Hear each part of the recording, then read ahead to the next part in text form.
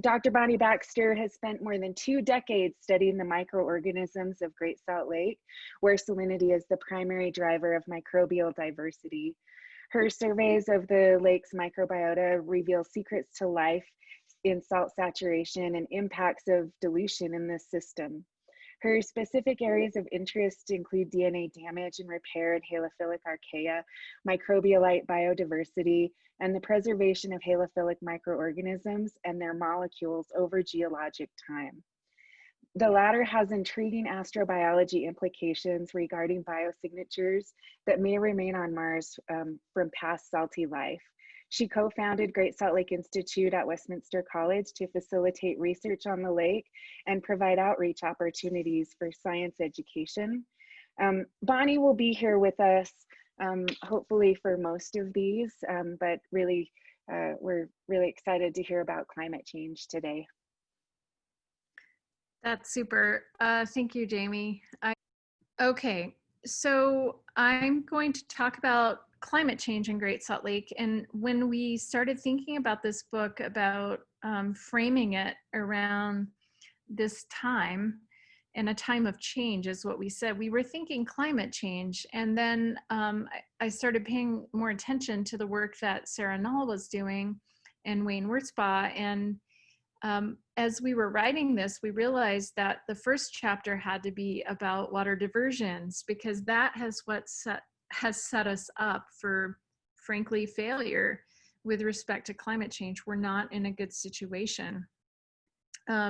So this is the second chapter of the book. Climate change comes after water diversions, and I will explain why. So I think this is a really critical time. And we can look to other lakes and think about why. If you look at lakes like Lake Urmia in Iran, you can see over the last bit of time that this lake has become completely desiccated, practically desiccated. If you look at the Aral Sea, you can see the same story. And if you ask what happened, the story is always the same. There's some water diversions that occurred. In the case of the Aral Sea, for example, I think 9 nations share the watershed. So that's a lot of coordination. We can't even coordinate with Wyoming here in the US. Utah can't coordinate with Wyoming, much less, 9 nations. There's an ecosystem response that is negative, and in most cases, this severely impacts the migratory bird population. But the impacts on humans that have been documented on saline lakes that are shrinking are pretty nasty. There are dust storms, there are diseases, and there are increases in water costs. So what hasn't happened yet is we haven't really seen the impacts of climate change yet, but we've set ourselves up for failure.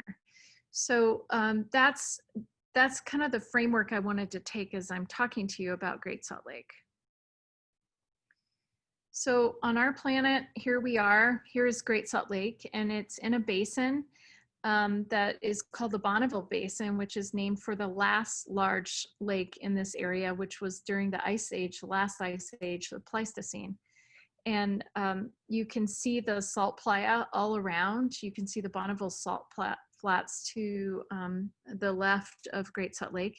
You can see the railroad causeway across Great Salt Lake that creates a hypersaline lake on the north part that has turned pink from all of our halophilic archaea and bacteria that live there and make these beautiful colors. And you can see the south arm, which is closer to the city.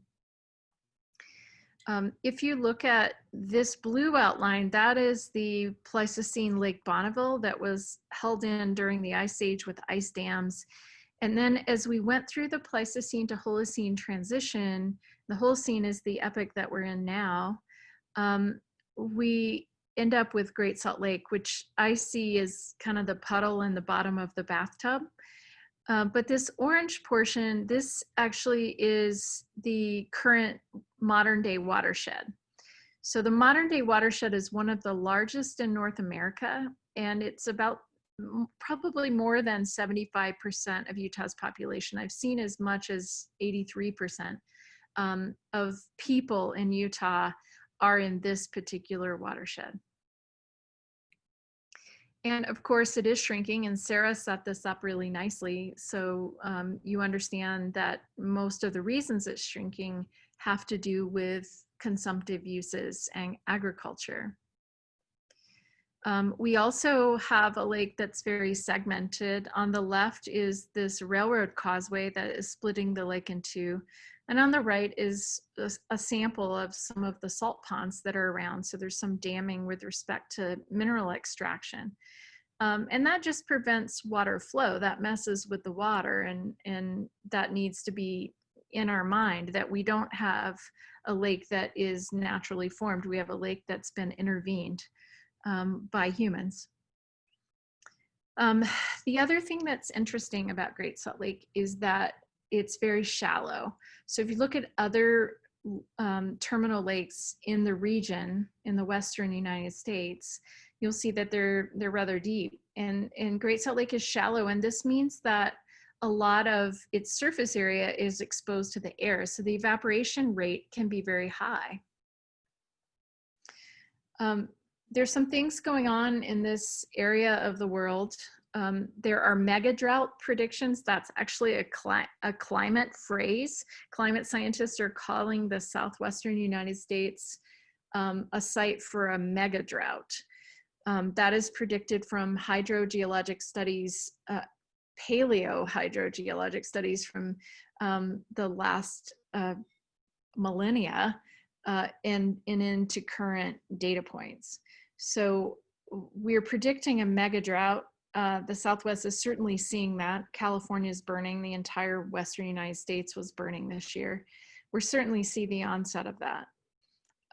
So there's that. And this in part is a change in a different type of precipitation. In Utah, we're kind of used to snow and getting a lot of we live in an arid climate until the winter comes, and then we get a lot of snow, and folks love to ski here. But there's going to be a shift. These are the predictions. There's going to be a shift in the type of precipitation that we see, and that's going to matter. If we get rain instead of snow, that will matter. There's going to be a change in the quantity of precipitation. Temperature increases are, of course, predicted by global warming. And then a shrinking Great Salt Lake will create dust. And this starts to create a negative feedback loop that I want to talk about. So that impacts our local air quality, but it also impacts the reflectivity of snow, which means it will melt at the wrong time. And that turns out to be really important. So the dust and the temperature increases will impact this mistiming of snow. And then the water will rush in great volumes too quickly and will evaporate to the air versus recharging the ground aquifers, which is what needs to happen in order to fill Great Salt Lake. So I tried to piece together a little model with my mad skills today. So here's what I came up with. So we have mountains full of snow, and that snowpack is where we get our water for Great Salt Lake, for drinking, for everything. That's where we get our water from here. And there is albedo, or reflectivity, with respect to the snow. So the sun shines on it and it reflects away mostly. And this allows the snow to melt slowly, and we get a trickle that over time will recharge the groundwater and will lead to an ample Great Salt Lake. The alternative is we have dust that lands on the snow and creates less reflectivity. So we get less reflection off of there, more absorption, which means it gets warmer and it melts more quickly. That, with increased temperature with respect to climate change that we anticipate, leads to the snow melting more quickly and at the wrong time. And so if you get more snow melting more quickly. You get a larger runoff at a given time, and you don't recharge. Instead, you evaporate that water. And if you evaporate that water, you don't recharge the groundwater, and then you get a shrunken Great Salt Lake. So I'm not a water scientist, that's Sarah Null, but that is my rudimentary understanding of the way the system works. And the bad part of this is that it's really a negative feedback loop. So at the top, you see this Great Salt Lake is shrinking, and you have exposed shorelines. So then that increases the amount of dust, and that decreases the albedo, the reflectivity. And so you have a mistiming of snowmelt. And then you have a lack of groundwater recharge. And that means that Great Salt Lake shrinks more. And then you continue this cycle, and it gets worse. And it will be amplified by greater temperatures from climate change, by less precipitation as an impact of climate change. This is going to accelerate this feedback loop. So this is the fear that we have, is that we've set ourselves up for failure. So a few words about how this might impact the biology of this ecosystem. So Great Salt Lake biology is a pretty simple food web from the viewpoint of ecologists. There are microorganisms that feed the invertebrates of the lake, and then those invertebrates feed 10 million birds. 338 bird species depend on Great Salt Lake. So that's kind of the simple version of the food web, and I've left humans out of here because Carla's going to talk later about humans. So let's see how climate change will impact each of these compartments of the food web. So microorganisms will be impacted, and this is a picture of microbialites at Great Salt Lake. So microbialite is the parent term for things like stromatolites. Microbialite, and we use the parent term because there's all kinds of different structures at Great Salt Lake. These are rocks that are created by microbes. So microbial, and ite is the word that is the suffix that geologists use to make something a rock. These are rocks created by microorganisms. They're actually super cool. They're loaded with microbial mats that do photosynthesis, and these guys bring energy to the entire system. We are currently working on a project where we're measuring that. We're measuring the amount of photosynthesis that occurs in these microbialites versus in the open water. And it's just phenomenal how different it is. So microorganisms will be impacted. We've done some work on these structures in the North Arm, and they're completely dead. When we look at them in this less saline, more productive South Arm, they're very active. And so we know salinity can impact these structures. So less water to the system means more saline. And it means these microorganisms are going to not be able to do their function.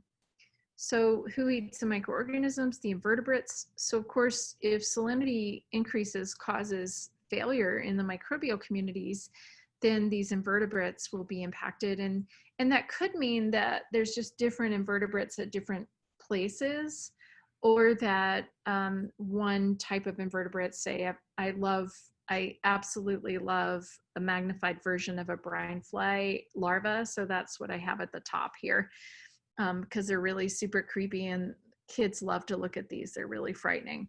But those guys aren't going to handle the lake becoming too salty. And if brine flies aren't here, that's the reason a whole lot of birds are here. That's one of the reasons. So we could be endangering this entire species by the lake getting too salty.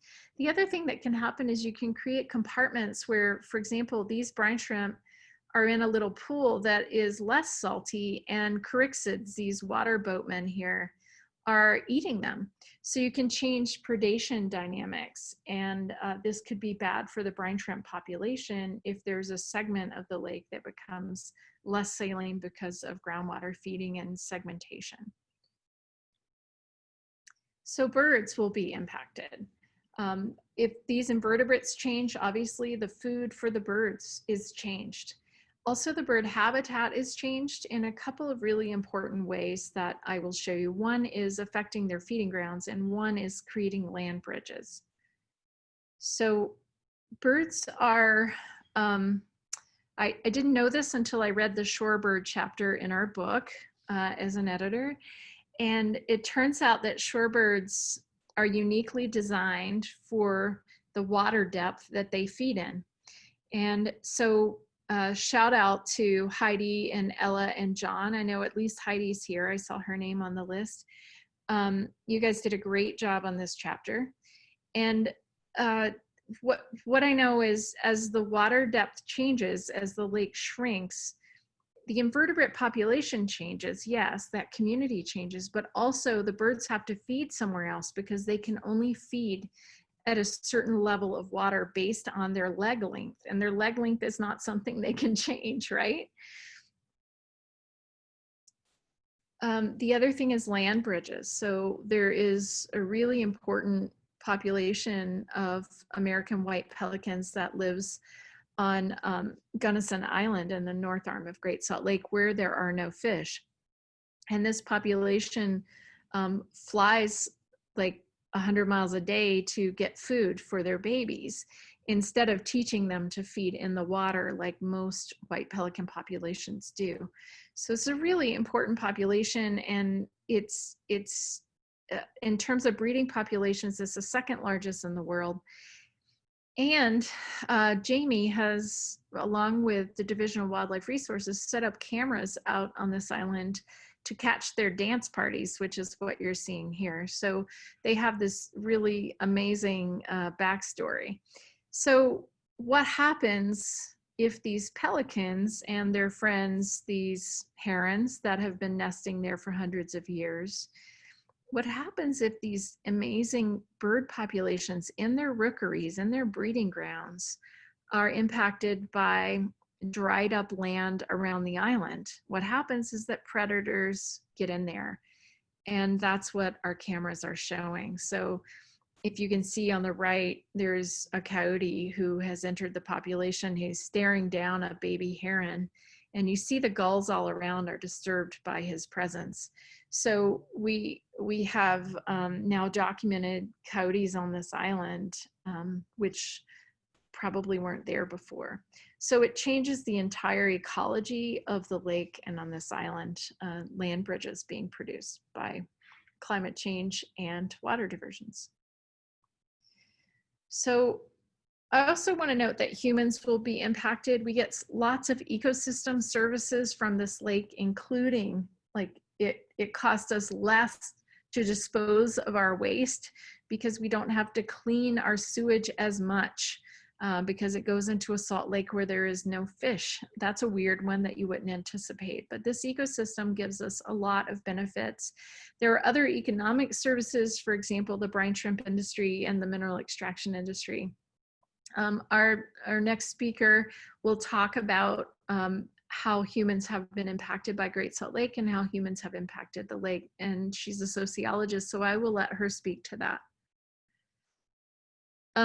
This is really a critical time, and I don't want to leave you with just depressing thoughts. I want to tell you that there is action, and that many of us here tonight are involved in some of that action.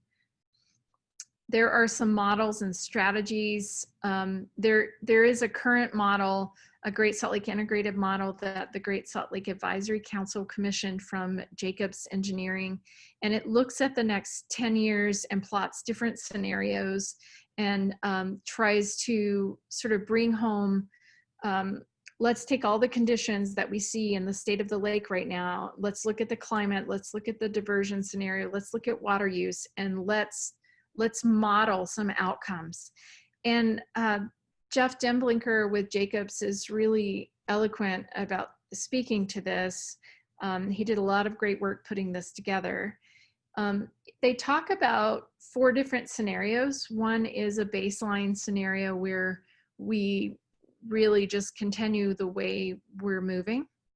The other is this state water strategy that the governor of Utah has proposed and that we hope to work towards. The next one is adaptive innovation, where we come up with really creative water solutions. And the last one is hot growth. So serious population increases and more pressure on the water, and we're not doing enough to really anticipate that. So what happens in those 4 different scenarios? So again, this is looking over a 10-year period from now to 2030. And that baseline strategy, you can see on the right, we would lose 3.3 feet of elevation at Great Salt Lake if we just keep doing what we're doing. And 3.3 feet to a very shallow lake is a big deal. If we look at that state water strategy, then we can reduce that to 1.9. If we do some really creative adaptive innovation, we can reduce that to 1.2. We're still losing 1.2 feet, but we're not losing 3.3 feet. If we do nothing and we have this hot growth that we're anticipating, this population growth in Utah, we can go down 11.7 feet in the next 10 years. I can't tell you how much dust that will create. That is terrifying. So this is the scenario we're in. In this model, we cannot compute a scenario that is in the positive. So when people say, are you sure Great Salt Lake's not going to flood again? I'm like, well, the data suggests that that's not in the cards, right? So the Great Salt Lake Advisory Council, which is an advisory board based on, there are members from local government entities, from industry, from nonprofits, et cetera. And it's been a really wonderful advisory board to have. There's no funding behind it, but they do work on problems with respect to Great Salt Lake and come up with solutions. And they just recently came up with a 12-pronged plan that really has the potential to increase water coming to the lake. They researched water strategies that have worked in other Western states.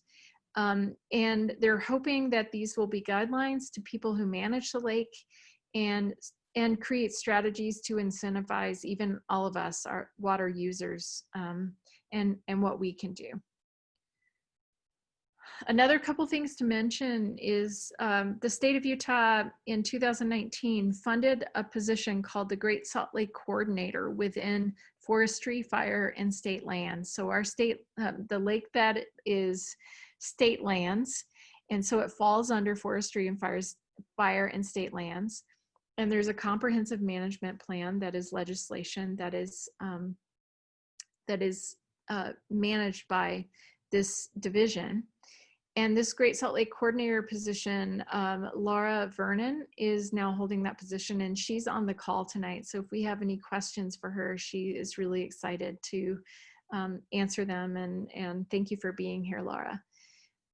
Also in 2019, there's a concurrent resolution from the House to address declining water levels of Great Salt Lake. And so this was just a statement from our legislature to say, we recognize that Great Salt Lake needs water flowing to it.